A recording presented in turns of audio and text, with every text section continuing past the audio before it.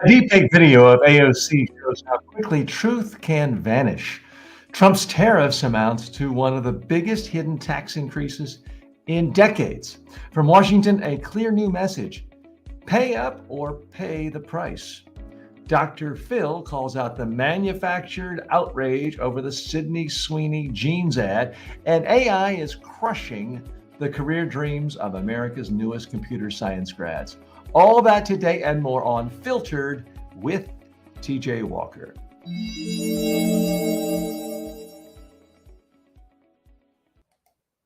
Hi and welcome. I'm TJ Walker. Thanks so much for joining me today. Let's dive in to the top stories of the day.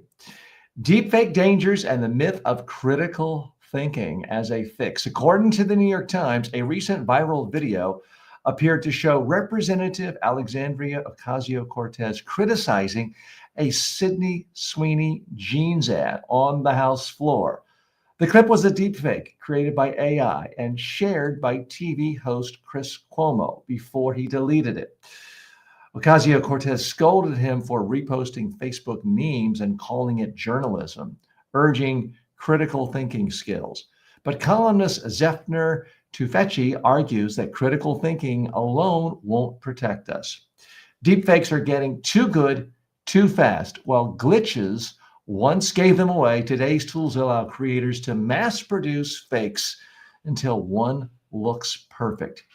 Photos and audio have long been easy to manipulate. Now, video, once a bedrock of trust, is too. The columnist warns that without robust authentication systems, we'll face chaos in courts, politics, and personal lives.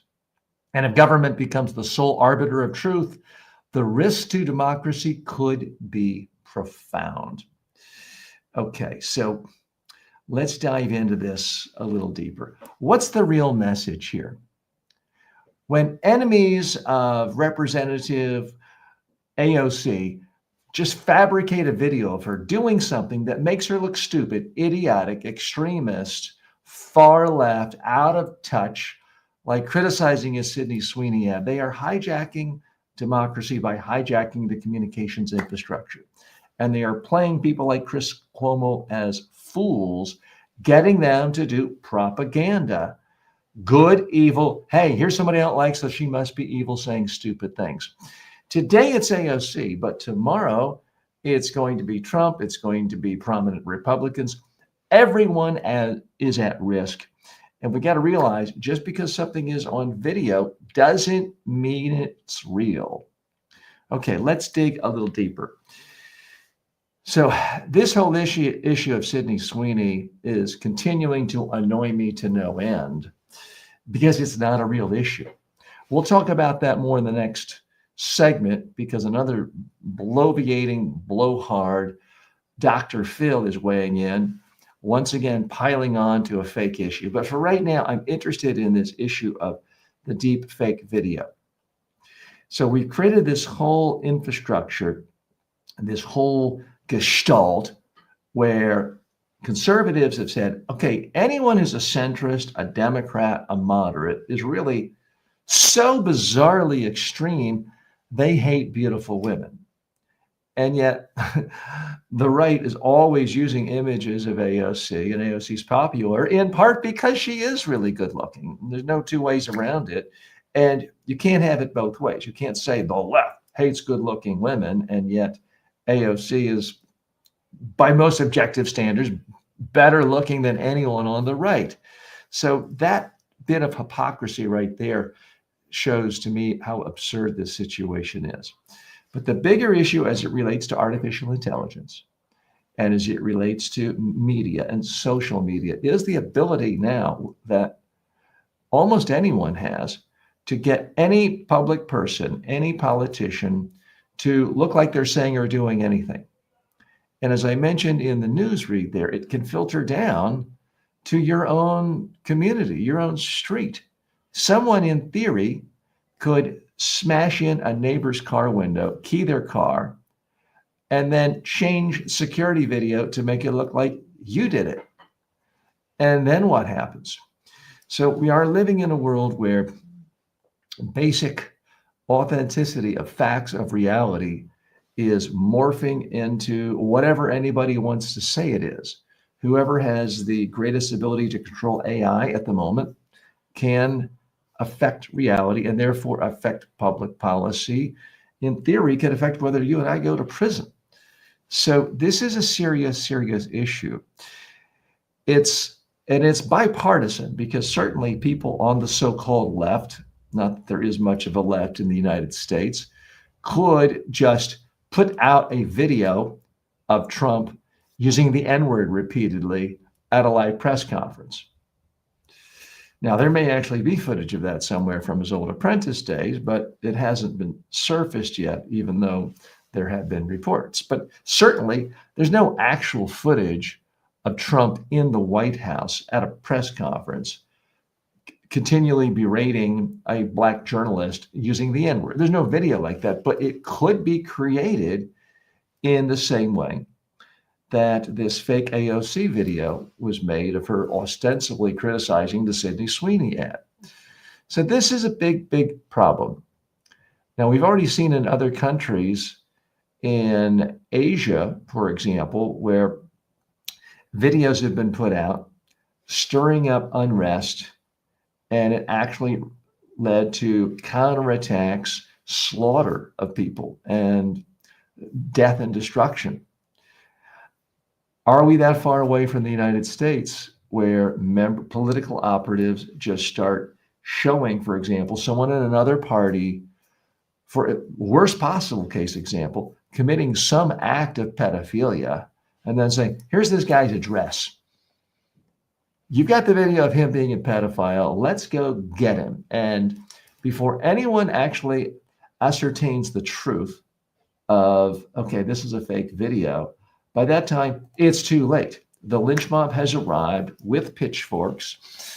They've burned down the house or busted down the door, found the alleged perpetrator, who's actually innocent in my hypothetical, and they've lynched him, or they've thrown him into a fire, or they've used the pitchfork. I hope this doesn't happen, but it's very clear to me that that's where we're headed. It's not at all in any way an unlikely scenario because of this ability to fabricate anything. Now, if you see a blog post of someone saying something ridiculous, it's easy to say, well, I've never seen this post before. It's not a mainstream media outlet. Maybe it's wrong.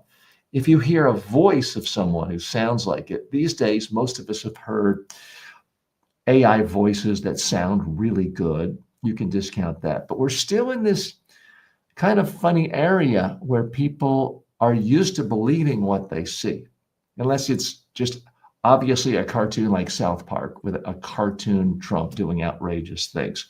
If it looks like real footage, most of us are not used to that yet. So my concern is there's going to be a lot of manipulation, and it's going to stir up and foment anger and lynch mobs and hatreds, and a lot of people are going to get hurt. Stepping back in a moment, there is real danger for political discourse in our country this way, because if you can easily caricaturize your opponents as always saying the most ridiculous, extreme things, then you don't have to debate real issues. And let me be bipartisan here. I gave the example of how the right is trying to discredit the centrist and center left of the Democratic Party. And you could say AOC is a part of this left, center left.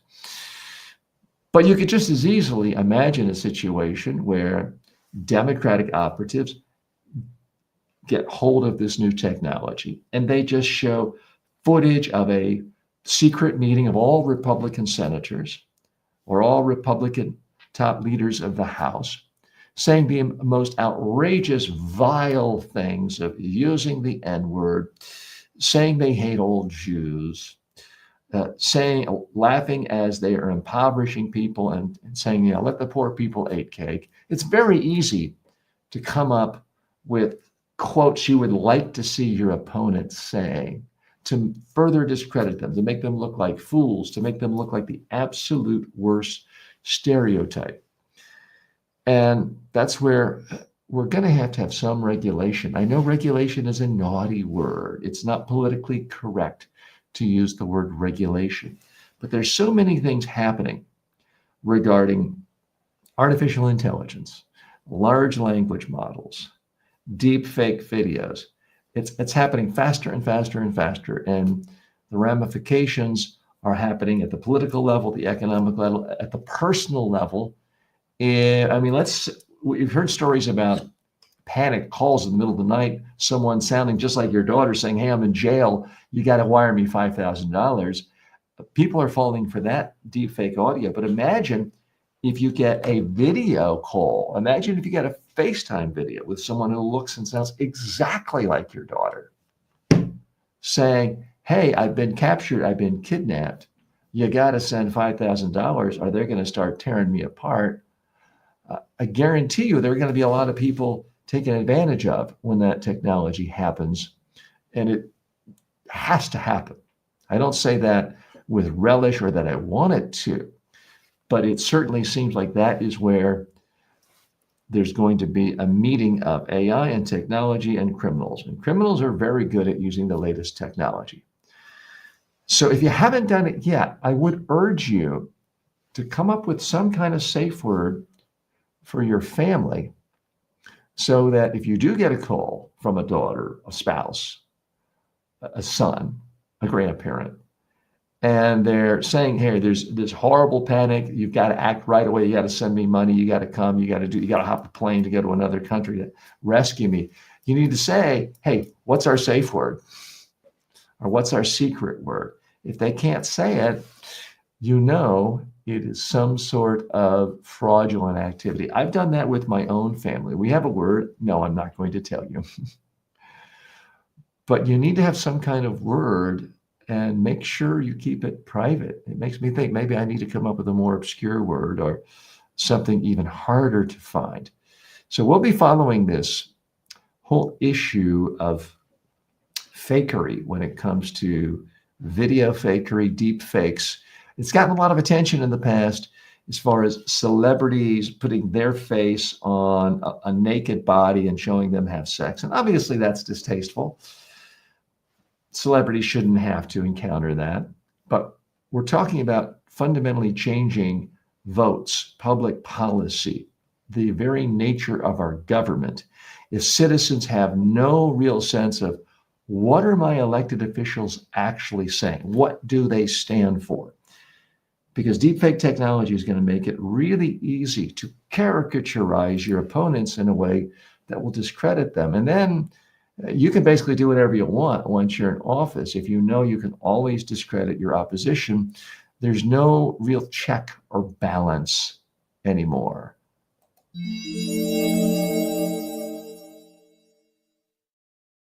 Hi, I'm TJ Walker. This is Filtered with TJ Walker, where every single day I come to you and try to analyze the top business news, technology news, as I just did, cultural news.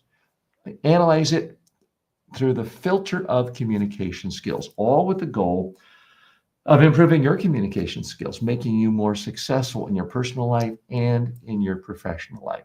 That's what we're about here on this show.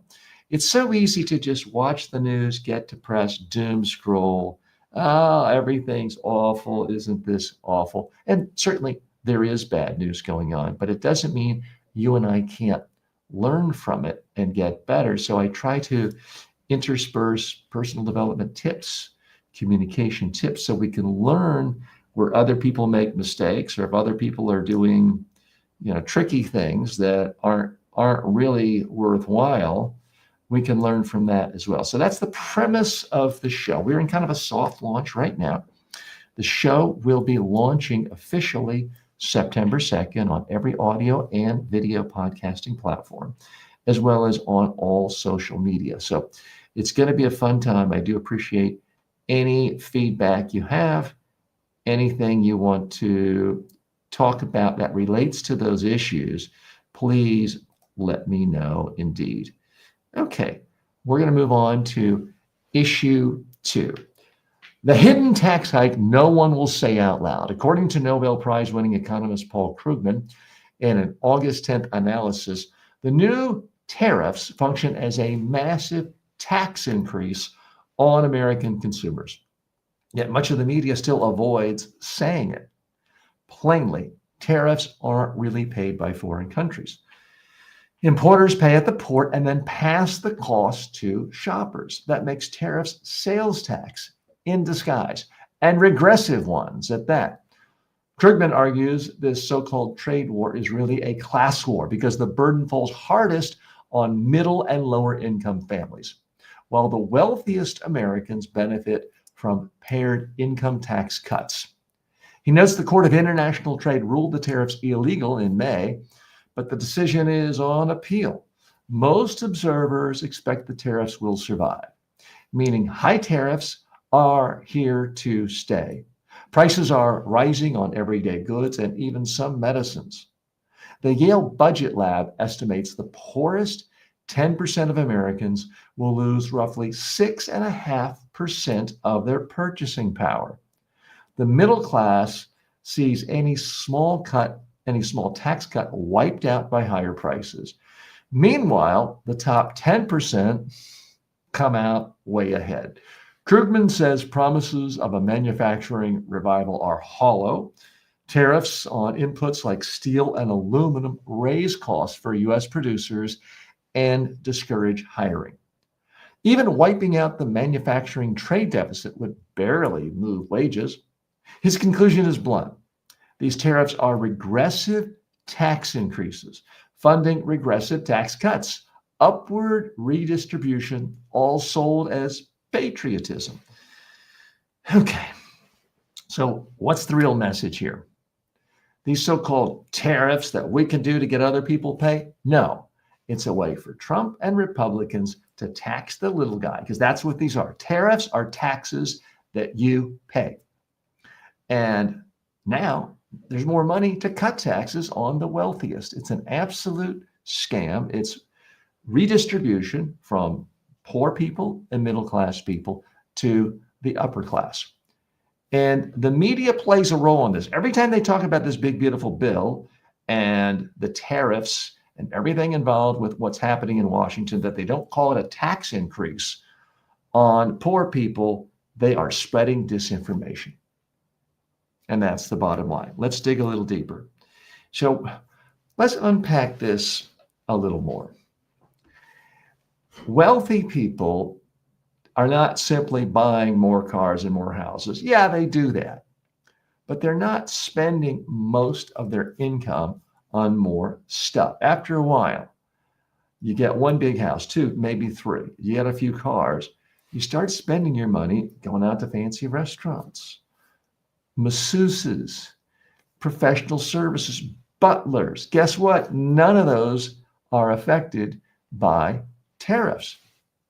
So the wealthy are not going to see their money going to pay this new tax nearly as much as someone of modest means or poor people. If you're poor, and I've been poor, let me tell you, in 1998, I think I made $5,000 the whole year, and that was living in New York City as a man in my 30s. So I've been poor as an adult. And I can tell you, when you are poor and lower middle class, or you have a family, every penny you're spending is on things like clothes, things like a new heater, things like basic food, all things that are going to have tariffs applied to them. So your tax is going to go up.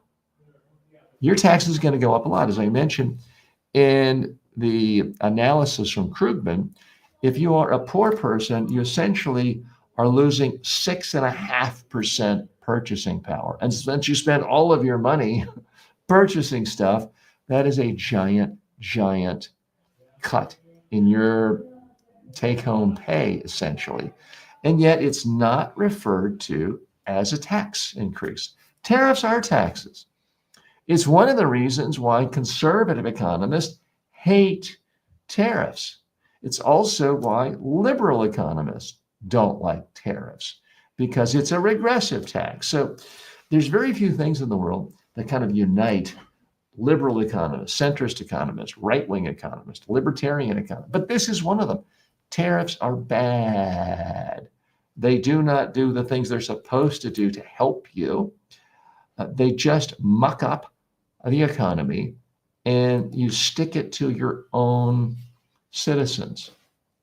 Now, have we seen massive inflation go up since these tariffs started? No, not yet. Have we seen massive unemployment spike? No, not yet. But there are signs. Now, I'm not going to make an absolute prediction of the month or the quarter when we're going to see the economy stumble. I will make one prediction, and this you can take to the bank. When our economy does eventually crater, Donald Trump's not going to take any responsibility. He's going to say, oh, it's Joe Biden's fault. Remember that guy who left us at the stock market at all-time high and inflation low by the time Biden left, when we could actually have some sense of a normality in our country? He's going to blame that guy for spiking inflation and rising unemployment, even though unemployment was extraordinarily low during Biden's last few years in office. That's the prediction I am willing to make. Hi, you're watching Filtered with TJ Walker. More in a moment.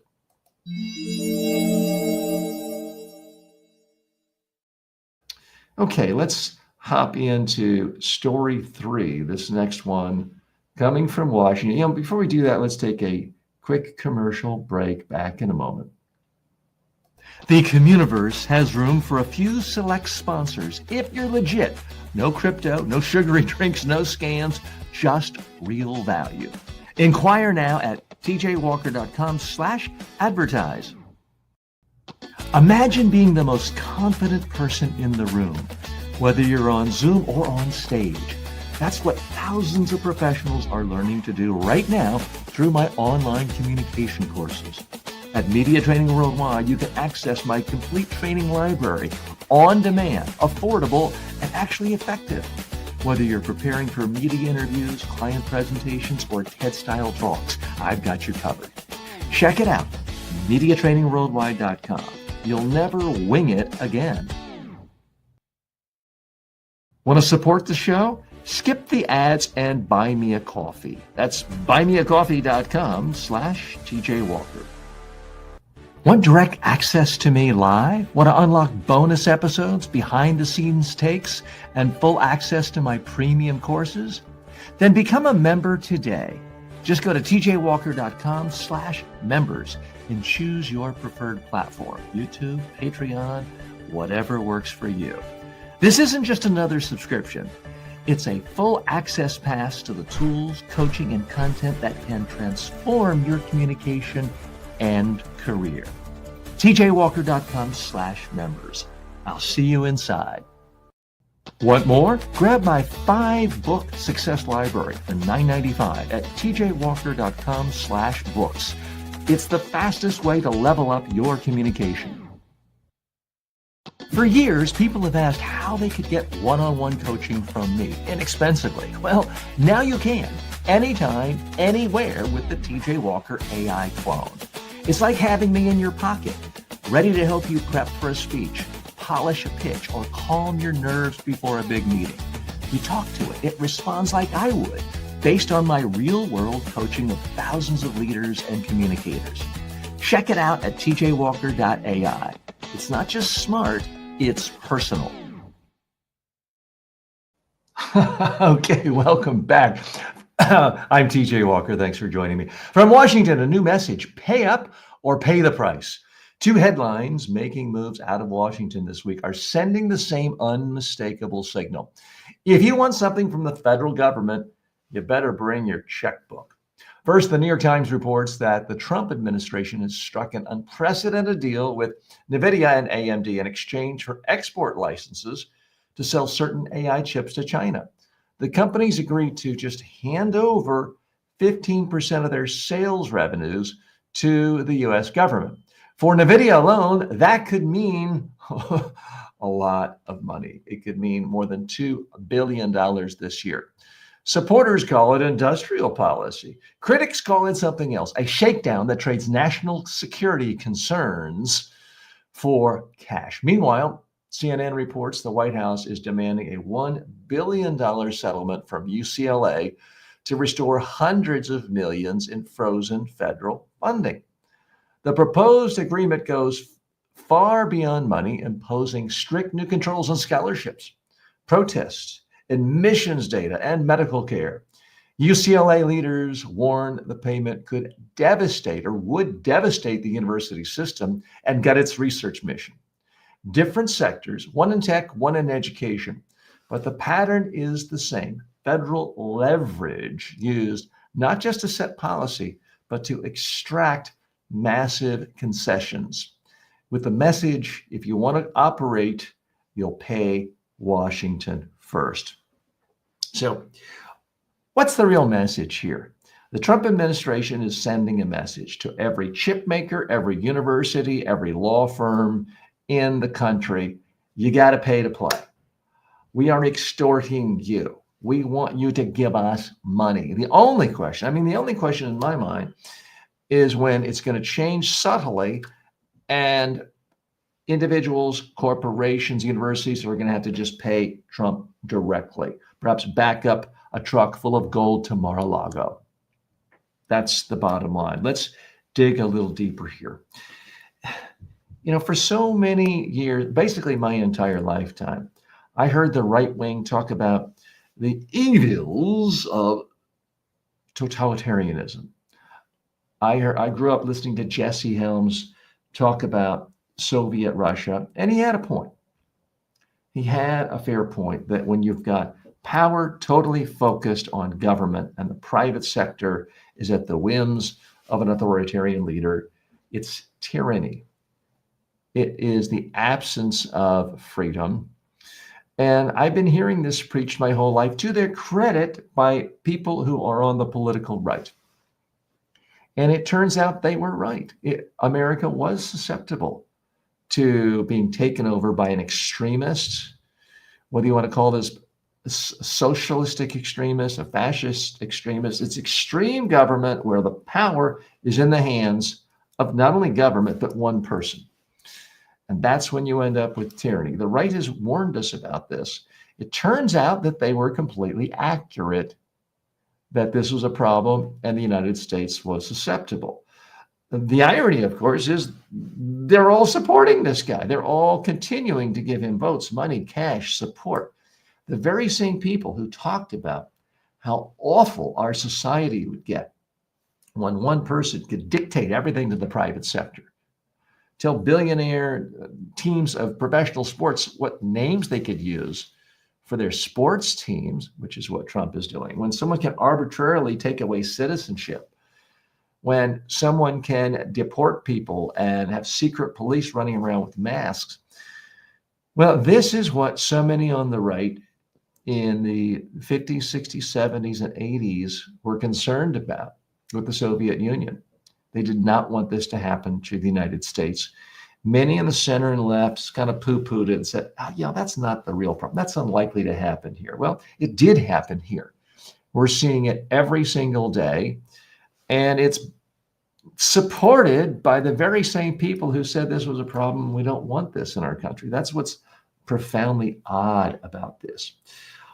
Our United States, every single day a line is being crossed, getting closer and closer to out and out authoritarianism, tyranny, extremist, an inch away from democracy, an inch away from a republic, for that matter, and just further away from the founding ideas our originators of our country really wanted us to have. Power with people. And even when they didn't want us to have complete power, they had states deciding who could become president, electoral college. They didn't have complete trust in the masses. Okay, got that. But they certainly did not have trust in one person. The founders of this nation did not want another King George. They didn't want any king. They wanted control diffused through, at least at the time, rich white men. Okay, not a perfect beginning of a democracy, but based on the time, as good as it was going to get. They clearly did not want to have power reside with one person, because they saw that's when you get tyranny. That's when you get complete arbitrary rules. That's when complete economies are destroyed, businesses are destroyed, individual lives are destroyed. And that's exactly what we're getting here in the United States under this current regime. And yes, it is a regime. It's not an administration. To call what's going on in Washington an administration, I think is to be guilty of sane washing, because there's clearly stuff going on that by any traditional metric is simply insane.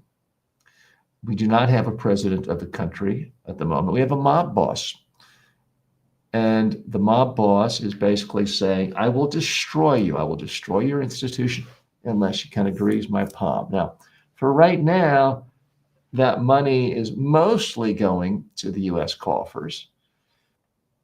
But who really knows? With all of his meme coins and cryptocurrencies, so much of it is secret. It's very easy for countries to bribe, not this administration, this person, Donald Trump, this dictator, Donald Trump. It's very easy for them to bribe him by just saying, wink, wink, nudge, nudge, at 2 a.m. today, we bought $1 billion of your Bitcoin. Wink, wink, nudge, nudge, you're going to take care of us, right?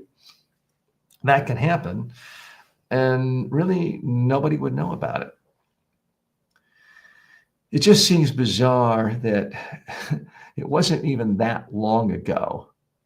It was far less than 80 years ago when Richard Nixon, the vice president of the United States, was in a scandal because his wife got a cloth coat from somebody and maybe he hadn't paid full price. And now we're in this absolute corrupt situation where everyone's got to pay everything, outright fees, ownership percentages. You get the first 15% off the top. That really is what mob bosses do when they're controlling various blocks of Brooklyn in the 70s and 80s, going to restaurants. It's a nice little restaurant you got here. A lot of wood here, very flammable. Sure, it would be awful if something happened to this. Would you like me to protect your establishment? Okay, I want 15% of your restaurant revenues every week, and I'll be here every Monday morning. Have that brown bag of cash ready for me. We're just not much different than that right now. And it is an absolute embarrassment and a shame.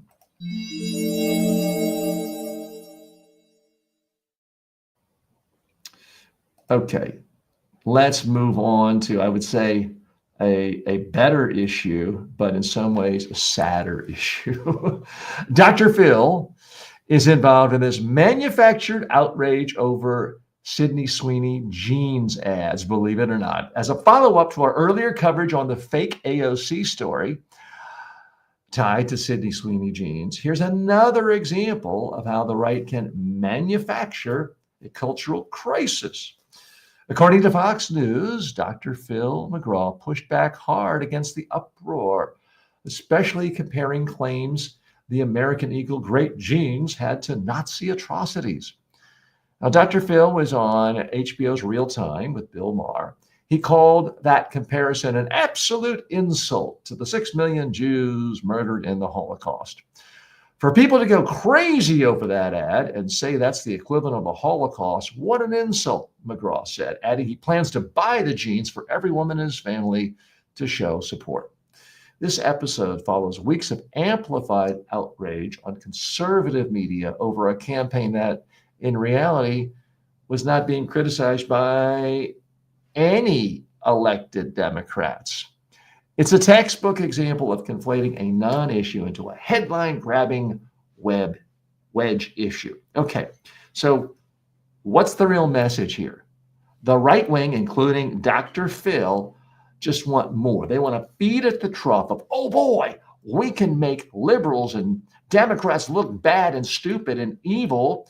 We don't care there's no there. We don't care there's no facts. We're just going to say it again and again and again. And make this the next flag burning issue. Absolute nonsense. So let's dig a little deeper. So to retrace this ridiculous story, there was this video, an advertisement from Sydney Sweeney, where she talks about, oh, I have good genes and I have, blue hair and or blue eyes, not blue hair, blonde hair. And apparently one or two people on social media that nobody has ever heard of, who had a grand total of about 5 followers, said, I don't know, this sounds like, racial purity. It sounds a little bit like Nazi stuff. Did I take it that way? No. Did a single democratically elected official in the United States Congress have that take? No. Did any of the prominent hosts or contributors on MSNBC, the premier liberal democratic media outlet in the United States, have that? No. It was a handful of wildly insignificant people with no following who had criticism. But that didn't stop Fox News and Dr. Phil and every political commentator on the center right from attacking. Here's another example of these crazy woke liberal Democrats. And it becomes this self-perpetuating machine that smears anyone who isn't a MAGA Republican. And I'm ashamed to say someone I formerly respected, Bill Maher, who has been a liberal his whole life, has supported people like Barack Obama, he falls into this. He was on his show this past weekend saying, here's another example of these, stupid woke liberals. Here's what's really going on, folks. It's a big world out there. There are 8 billion people on the planet. On any given day in the United States, there are hundreds of people on the far right and the far left who tweet something stupid and ridiculous. You can go out right now, and if you search long enough and hard enough, there will be someone who was aligned as a conservative or as a Republican or as a Trump supporter who will be saying that they love the Holocaust and wish there'd be another one, that they wish every Black person would move back to Africa. And what happens to those people? Absolutely nothing. You don't see somebody on MSNBC saying, here's what all MAGA Republicans believe, that there should be another Holocaust and every Black should go back to Africa. You don't hear that because there's not a built-in echo machine. Yes, there are media outlets that are centrist and democratic leaning and left of center, but they don't take one tiny little stupid thing somebody said somewhere on the internet and conflate that with what every single person in the entire Republican Party believes. And as an example of how everyone in the Republican Party is this extremist, crazy, beyond the pale zealot. But the mirror of that is what happens every single day in the mainstream media. Someone who is aligned as a non-conservative. They could be a centrist, they could be a liberal, they could be a progressive, they could be a socialist, they could be a communist. You got all kinds here in the United States. In the same way, you have white supremacists and Nazi lovers on the right side of things. You got all kinds. But virtually any time somebody who is in some way identified as non-conservative, non-MAGA, says something stupid, it's pounced on by the conservative media establishment. And make no mistake about it, it is an establishment.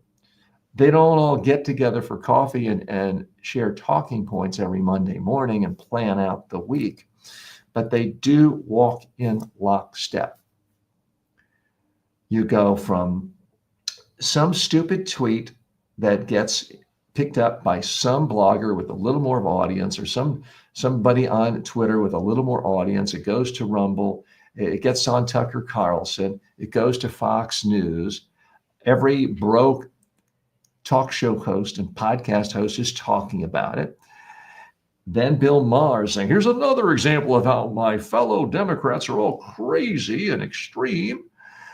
And the New York Times is then doing a front page story on it. So now you have every mainstream centrist Democrat running for office, and they got to spend time defending their party for these extreme positions, which it's not a position of the party, and they didn't say it, and no one else they know said it.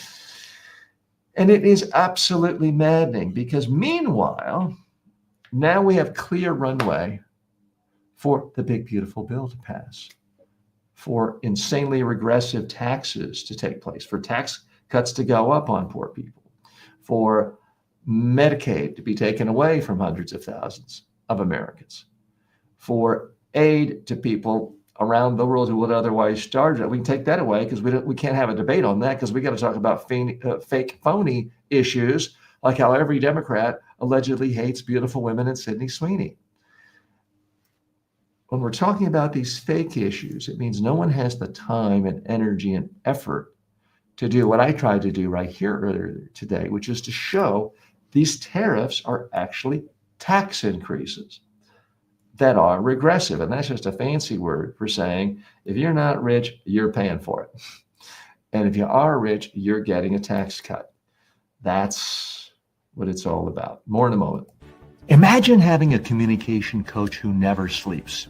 Meet your new secret weapon, the TJ Walker AI clone. Go to tjwalker.ai and start getting custom coaching 24/7. No scheduling, no hourly fees. I train presidents, prime ministers, and Fortune 500 CEOs. But the same exact communication I've delivered to world leaders is now available to you online, anytime at MediaTrainingWorldwide.com. Whether you're speaking on camera, pitching a client, or handling a crisis, you need these tools. These aren't fluffy motivational videos. They're practical, battle-tested techniques to help you speak clearly, confidently, and persuasively. Go to MediaTrainingWorldwide.com and take your communication to the next level.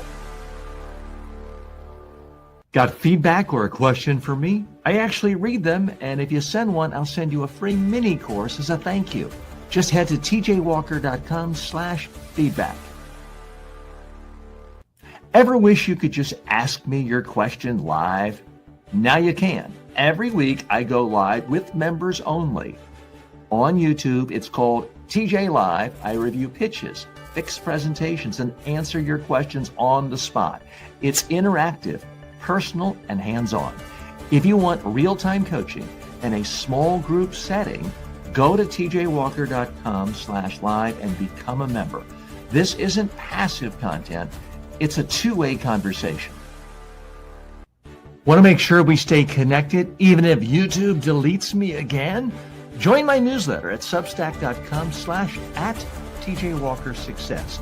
It's free, fast, and packed with exclusive insights. AI upends tech job dreams for new grads. According to the New York Times, the long-promised golden path from computer science degree to six-figure tech job is breaking down. Recent graduates like Manasi Mishra from Purdue, which is where my parents went to school, and Zach Taylor from Oregon State have applied to hundreds, even thousands of tech positions with few or no offers. One recruiter, Chipotle. The shift comes as companies such as Amazon, Microsoft, and Meta cut staff and embrace AI coding tools that can write and debug software faster than humans, reducing demand for junior engineers. Unemployment among computer science grads ages 22 to 27 is now more than double that of recent biology majors. Applicants say they are gaslit by years of promises from industry leaders only to face ghosting, automated resume rejections, and entry-level roles being the first to vanish. Experts warn that without adapting to AI-era skills, many aspiring coders may need to rethink their career paths. Okay. So what's the real message here? If you majored in computer science and you think, oh, I can just be the computer nerd and sit in my little computer lab and I'm going to get a six-figure job right away and then $500,000 and then $1 million. No, it's not going to happen. you're going to have to learn other skills. You're going to have to learn social skills. Rather than sending out 1,000 resumes a day, maybe you send out 2 resumes a day and spend the rest of your time talking to real people, networking, going to professional events, calling up people you went to school with and professors. Work your personal relationships. That's how your career will thrive. Okay, let's dig a little deeper here. I certainly feel sorry for someone who went into a career thinking, okay, this is safe. This is going to be great. I'm going to make money.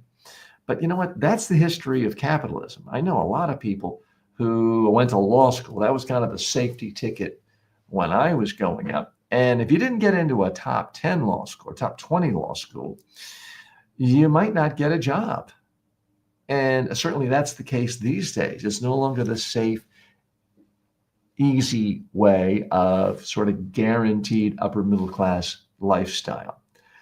Let me step back a minute. I don't think you should major in computer science and computer programming unless you really, really want to do that. It's always problematic to say, I don't like doing this, but I'm doing it for the money. It's very hard to sustain the energy you need throughout your career to really make that work for you. So if you're doing it computer science because they, oh, my mom or dad will be happy, you got to start living your own life. I'm not saying everybody has to be a philosophy major like I was, even though it did work out for me.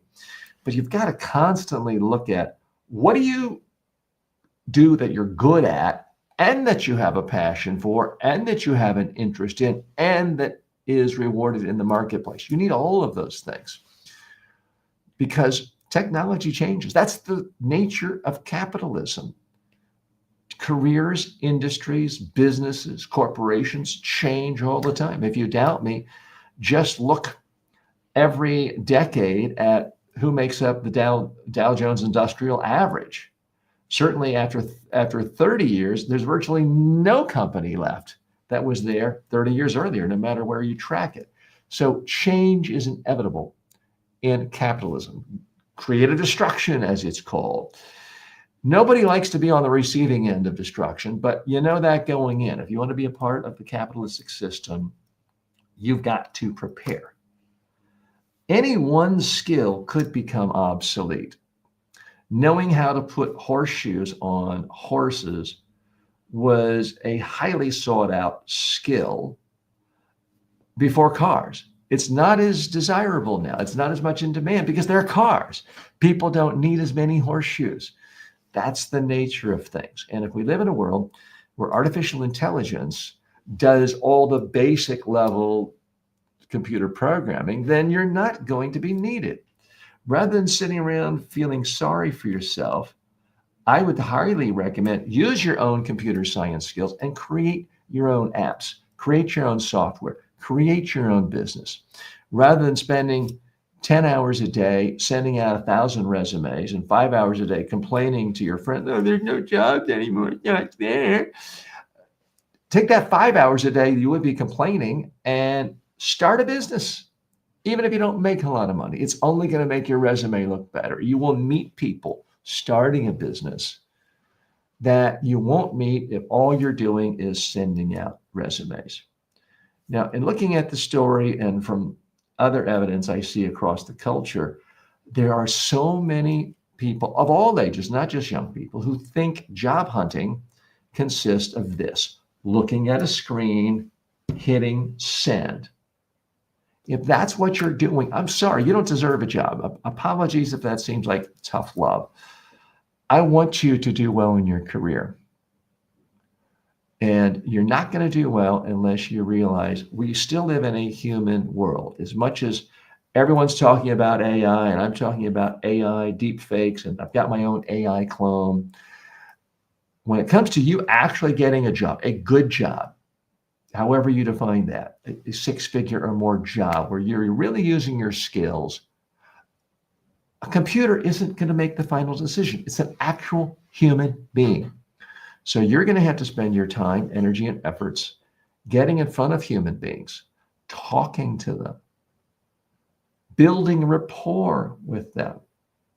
Now, I'm often asked for advice by young people, family, friends, other associates, Hey, I'm having trouble getting a job. What should I do? And I always said, well, walk me through what you're doing now. It's like, well, I go to monster.com and I go to Indeed and I go to this. I'm like, okay, do all that, continue doing that for 1 hour a day. The rest of the time, I want you calling people and saying, hey, can we get together for coffee? I'd like to pick your brain about the industry. Oh, yeah, no one has time for that. You're right. Most people won't. But if you call 100 people on a Monday, you'll have 5 meetings the rest of the week. That's right. 95% of the people will be too busy for you, will reject you. 5 may say yes. Call people who graduated from school a year before you and say, hey, tell me about your job and what you're doing that's interesting. And I'd love to just get advice. I know you probably don't have a job offer there, but I'd love your advice on your company and your industry. A lot of people would be happy to meet with you or talk with you or pick your brain. So that's what I really want you. Well, excuse me there. That's what I want you to really think about, is how to spend time with real human people. Go to meetups. Pick not 1,000 companies to send a resume to, but pick 3 companies that you think would be great to work with, and then start following their top leaders on social media. Don't hound them and ask them for jobs. Comment on their social media post. Leave insightful comments. Share their comments or share their posts. Ask thoughtful questions. Do that for a while. Maybe a month goes by, which is not a long time. Then and only then say, hey, I really admire a lot of the intellectual leadership you're putting out, the thought leadership you're putting out on this particular field in your industry. You seem very knowledgeable. Is there any way I could come take you for coffee for 10 minutes next Thursday morning? I'll be in your area. And you'd be surprised how many people will say yes if you ask, but you've got to lay the groundwork. You've got to show value. You've got to show you're truly interested in their company and them and what they do. And when they do, that's where the gold is in job hunting. That's when they say, we just lost, 3 of our top people in this division. We don't really have time to do a full job search and use our regular consultants and recruiters. Can you come in this afternoon and meet with my guy? We got to get people in there. That's what you want. That's how you get jobs. Am I saying it's all a corrupt, good old boy network? No, I'm saying you create your own network. That is a skill. The ability to connect with people through email, through social media, by actually talking on this. I realize it's not popular, and a lot of young people think, I couldn't possibly call somebody. If you want a job, you got to go out of your comfort zone, and picking up the phone and calling people, maybe calling 10 or 20 people a day, may be exactly what you need to do to get a job. So I apologize if that seemed in any way harsh. I don't mean to be harsh. I'm on your side. The whole premise of this show is we can look around at what's going on in the news, learn from it, and improve our own lives, our personal lives and our professional lives. And that is exactly what we're all about right here on Filtered with TJ Walker. So I want to thank you for spending time with me today. I'm here for you every single day. Right? So far, we've been doing this every day for about a month and a half. So I'm having fun. I hope you're having fun. If you have any suggestions on topics you'd like me to analyze or questions about anything we've talked about, feel free to post them right here. I'll see you tomorrow. Thanks.